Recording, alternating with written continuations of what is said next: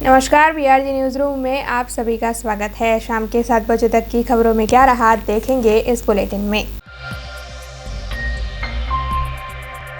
स्थायी समिति के चेयरमैन डॉक्टर हितेंद्र पटेल की अगुवाई में आज स्वच्छता मुहिम से जुड़ी बैठक आयोजित हुई थी, जिसमें चारों जोन के असिस्टेंट म्यूनिसिपल कमिश्नर, सभी वार्ड के अधिकारी और साथ ही में काउंसलर भी उपस्थित रहे थे। वडोदरा महानगर पालिका की ओर से स्वच्छता मुहिम के तहत युवा स्वच्छता पखवाड़े को मनाया जा रहा है। ऐसे में स्वच्छता मुहिम को और ज़्यादा तेज़ी देने के लिए स्थायी समिति के चेयरमैन डॉक्टर हितेंद्र पटेल की अगुवाई में एक बैठक आयोजित की गई थी। इस बैठक के तहत चारों जोन के असिस्टेंट म्यूनिसिपल कमिश्नर, सभी वार्ड के अधिकारी और वार्ड नंबर 3, 5, 9 और 10 के काउंसलर भी उपस्थित रहे थे। इस बैठक के तहत इलाके में हर रोज़ सफाई ठीक से की जाए, इसके साथ ही डोर टू डोर कचरा लेने के लिए वाहन भी रोज़ाना पहुँचे और साथ ही अस्वच्छता एप्लीकेशन समेत के कई मुद्दों पर चर्चाएं की गई।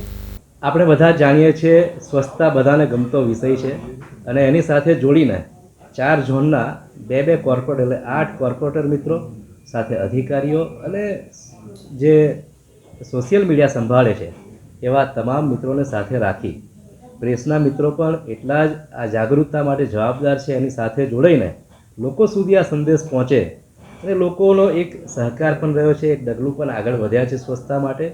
ત્યારે આવનાર સમયમાં 2022માં નવું સર્વેક્ષણ જ્યારે ભારત દેશ દ્વારા આવવાનું છે, એમાં કઈ રીતે વડોદરા શહેર આગળ વધે, નગરજનોનો સાથ કઈ રીતે મેળવી શકાય, એમાં સૂકો ભીનો કચરો હોય, સમયબદ્ધતા, સમયથી ગાડી આવે છે કે નહીં, સમયથી સ્વચ્છતા થાય છે કે નહીં, આ બધા પોઈન્ટ્સ સાથે શૌચાલય પોતાના એરિયામાં નજીક ક્યાં છે એનું ગૂગલ મેપથી ગૂગલ એપ પણ જે કોર્પોરેશનની છે સ્વચ્છતાની એ પણ જો આપણે ડાઉનલોડ કરી છે કે નહીં, સાથે હર ધડકન હે સ્વસ્થ ભારત કી આ ગીત એક જે છે એ આપણા માધ્યમ થકી લોકો પણ યુટ્યુબ દ્વારા એનું વોચ કરે ને એના ઉપર કંઈક ને કંઈક મેસેજ આપે।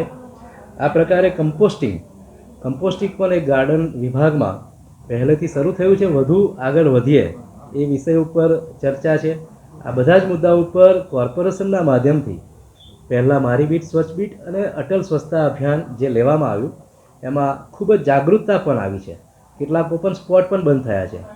2022ની વાત કરીએ તો જાન્યુઆરી મહિનો જે યુવા સ્વચ્છતા અભિયાન વિવેકાનંદજીની જન્મજયંતિ, ત્યારબાદ ફેબ્રુઆરીની વાત કરીએ તો પંડિત દીનદયાળ ઉપાધ્યાય સ્વચ્છતા પખવાડિયું, ત્યારબાદ ત્રીજો મહિનો જે વડોદરા શહેરને સૌથી વિશેષ દેન છે સર સયાજીરાવ ગાયકવાડજી સ્વચ્છતા અભિયાન।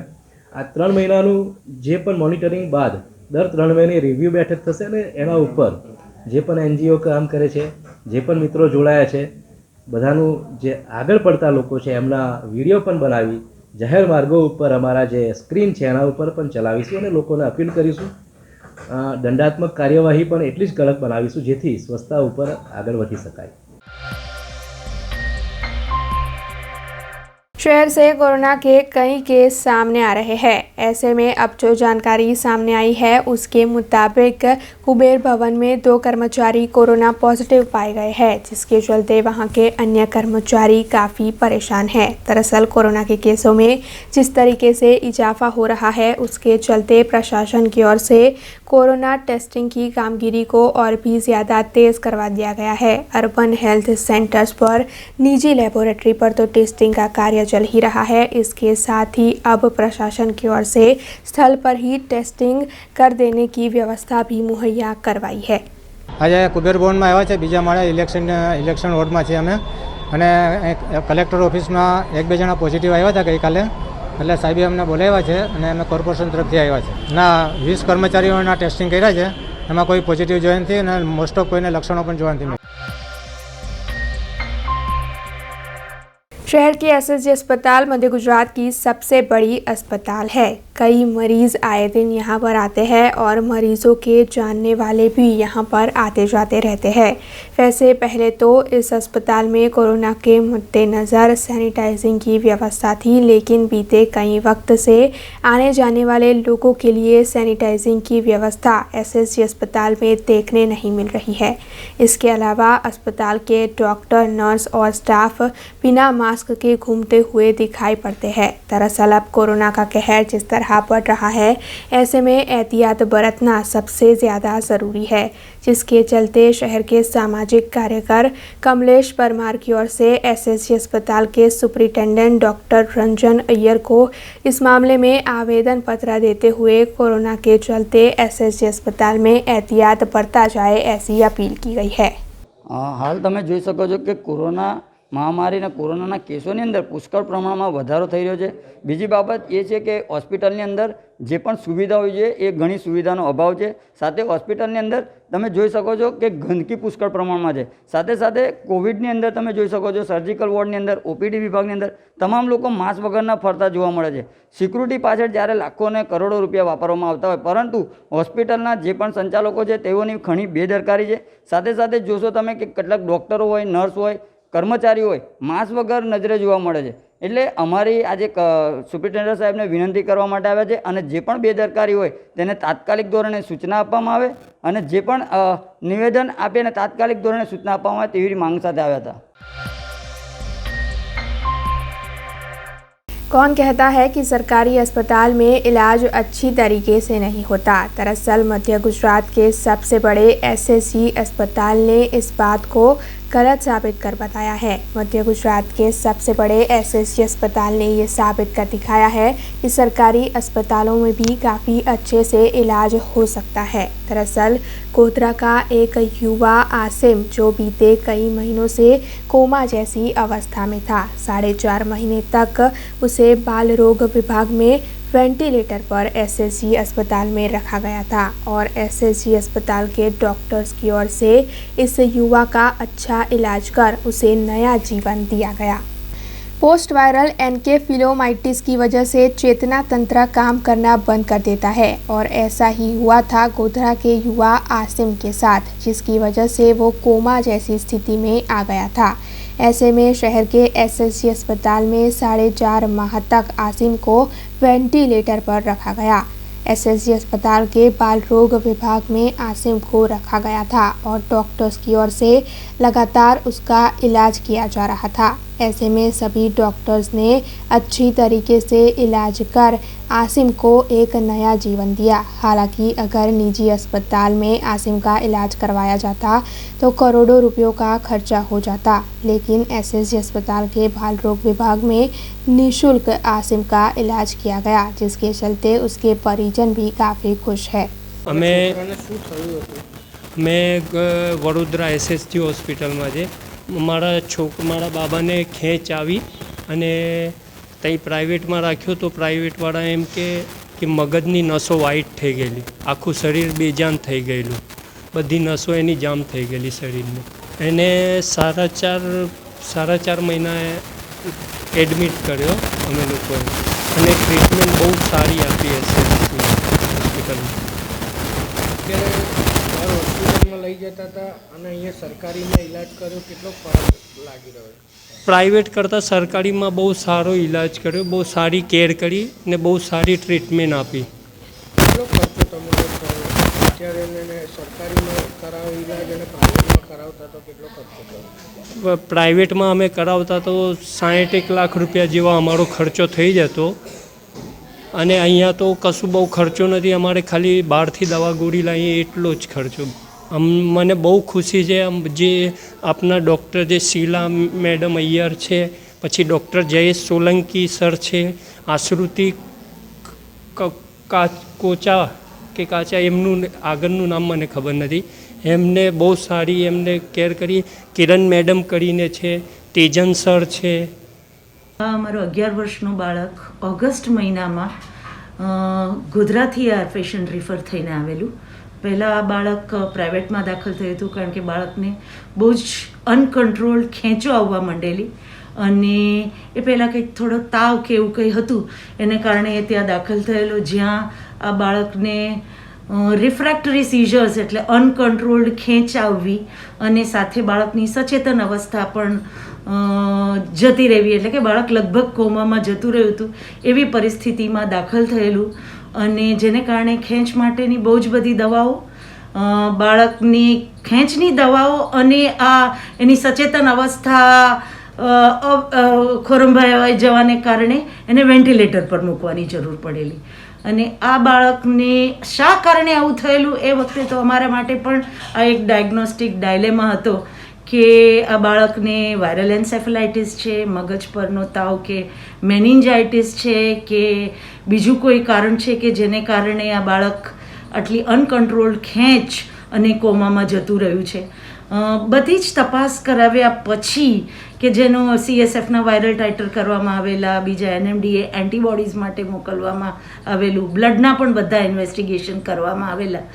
એના પછી આ બાળકનું નિદાન અમે post viral encephalomyelitis post viral neuro encephalomyelitis તરીકે મૂકેલું.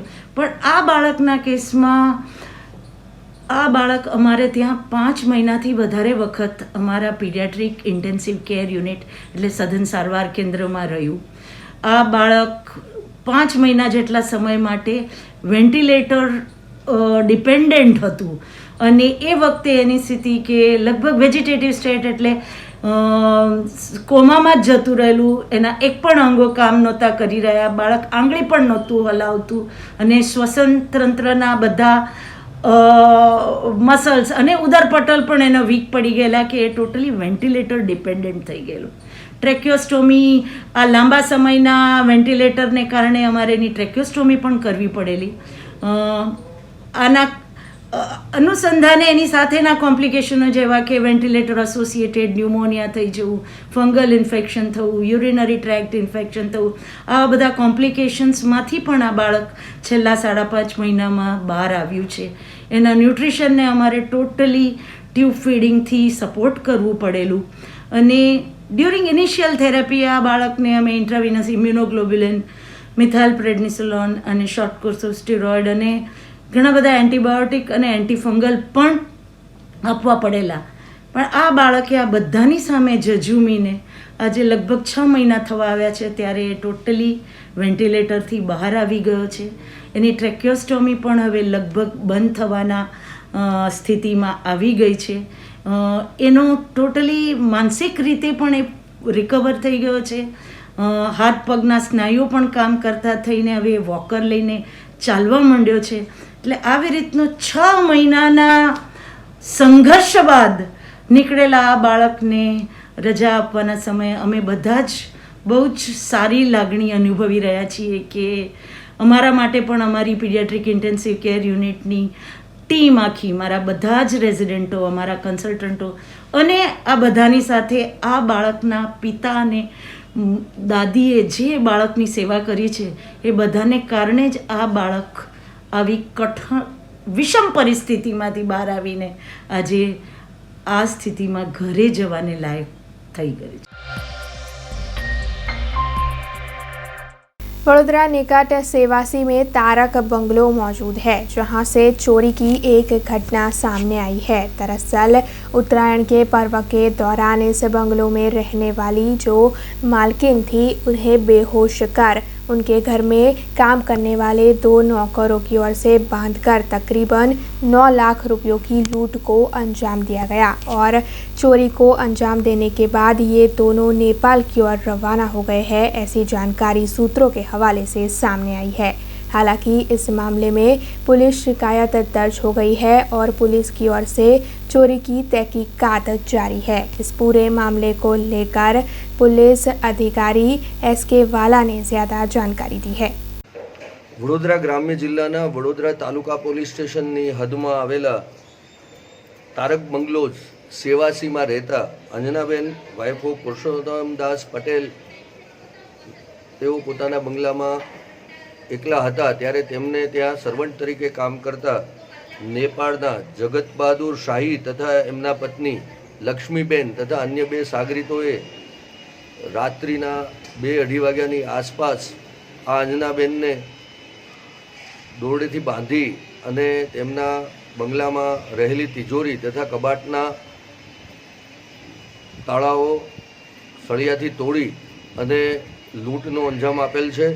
જે લૂંટમાં રૂપિયા 7 લાખ રોકડા અને બીજા સોના ચાંદીના દાગીના મળી કુલ રૂપિયા 9,07,000ની લૂંટ કરીને ફરાર થઈ ગયેલ છે.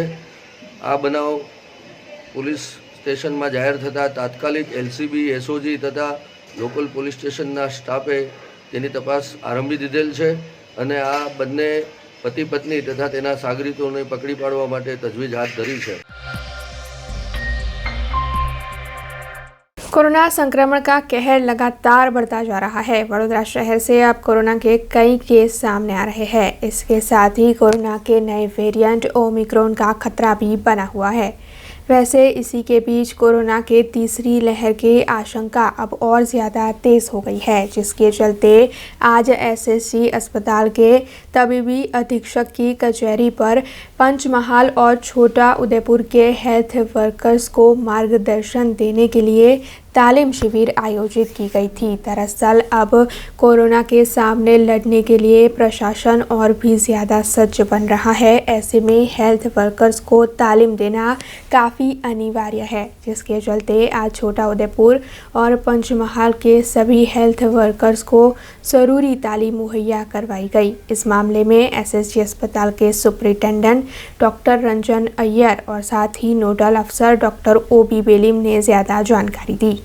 आश्रे तीजी बैच मेडिकल ऑफिसरनी અને સ્ટાફ નર્સોની કોવિડ વેન્ટિલેટરી જે 6 દિવસની ટ્રેનિંગ હતી એ અમે આપી રહ્યા છીએ। એટલે અમારા જે ટ્રેનિંગ ધ ટ્રેનર્સને જે રેગ્યુલર સ્ટાફ છે એ લોકોએ પેરિફેરીમાંથી આવતા મેડિકલ ઓફિસરોને વેન્ટિલેટર માટેની ઓક્સિજન જરૂરિયાત અંગેની, દર્દીને કોવિડ વખતે કોઈ બી ઇમરજન્સી ઉપસ્થિત થાય તો એને કઈ રીતે ટેકલ કરવી એ અંગેની ટ્રેનિંગ અમે મેડિકલ ઓફિસર તથા સ્ટાફ નર્સોને આપી રહ્યા છીએ।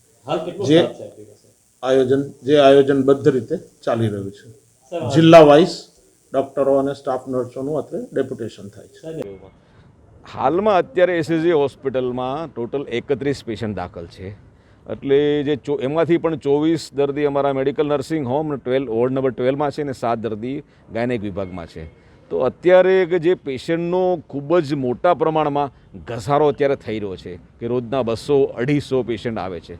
પણ એની સામે ખૂબ જ સારી બાબત છે કે આમાંથી લગભગ ઘણા ખરા લગભગ 70-80% દર્દીઓને હોમ આઇસોલેશનની સારવાર માટે સલાહ આપવામાં આવે છે અને આ હોમ આઇસોલેશન દ્વારા મોસ્ટ ઓફ ધ પેશન્ટ બધા સારા થઈ જાય છે। એટલે હજુ પણ આજ સુધી કહી શકાય હજી ઘણું ખરું એક સ્ટેબલ એટમોસ્ફિયર છે કેમ્પસમાં।